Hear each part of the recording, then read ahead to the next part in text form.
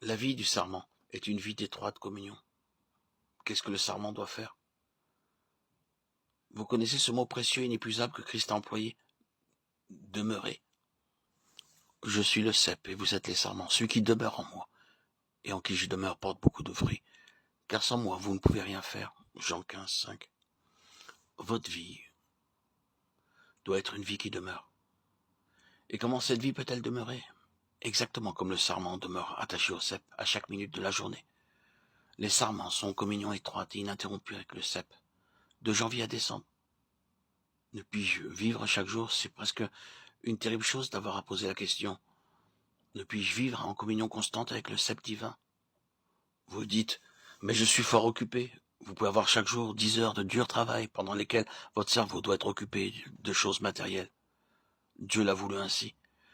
Mais demeurer en Christ, c'est le travail du cœur et non du cerveau. C'est le cœur qui doit s'attacher à Jésus et reposer en lui. Et c'est l'œuvre du Saint-Esprit de nous unir à Christ.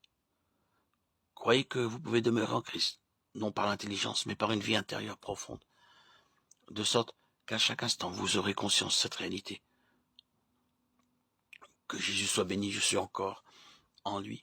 Si vous apprenez à mettre de côté pour un temps tout autre travail pour entrer en contact avec le divin cep, vous verrez que le fruit viendra.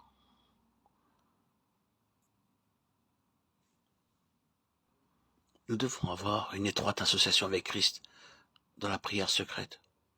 Je suis sûr qu'il y a des chrétiens qui désirent ardemment avoir une vie spirituelle plus élevée, qui ont obtenu parfois une grande bénédiction et qui ont parfois reçu une grande effusion de la joie céleste. Et au bout d'un certain temps, cela a disparu. Ils n'ont pas compris que la communion intime, personnelle et actuelle avec Christ est une nécessité absolue de la vie journalière. Prenez donc le temps d'être seul avec Christ. Rien dans le ciel ni sur la terre ne peut vous libérer de cette nécessité si vous voulez être des chrétiens saints et heureux. Nous avons besoin d'une communion tranquille avec Dieu. Et je vous déclare au nom du divin cep que vous ne pouvez être des sarments en bonne santé, des sarments dans lesquels la sève divine peut couler si vous ne consacrez pas beaucoup de temps à la communion avec Dieu.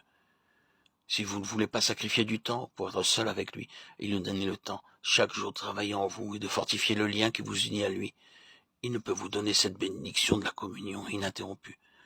Jésus vous demande de vivre en communion intime avec lui. Que chacun de nos cœurs dise « Ô Christ », c'est cela que je désire ardemment. C'est cela que je choisis. Et il vous le donnera avec joie. Il y a bien des choses dans notre travail, dans notre église, dans notre entourage que nous avons trouvées ainsi en venant au monde et parmi lesquelles nous avons grandi en pensant c'est très bien.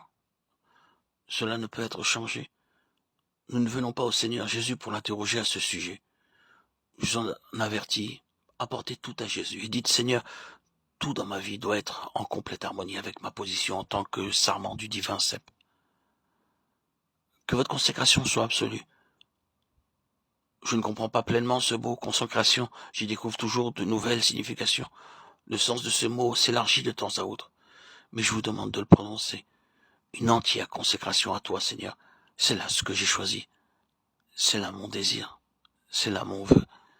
Et Christ vous montrera ce qui n'est pas en accord avec sa volonté. Et il vous conduira à de plus profondes et à de plus hautes bénédictions.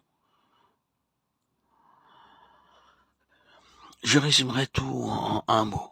Jésus-Christ dit, je suis le cep, vous êtes les sarments. En d'autres mots, moi, le vivant qui me suis donné complètement à vous, je suis le cep. Vous ne pouvez trop vous confier en moi. Je suis le Tout-Puissant rempli de vie divine et de pouvoir. Chrétiens, vous êtes les sarments du Seigneur Jésus-Christ.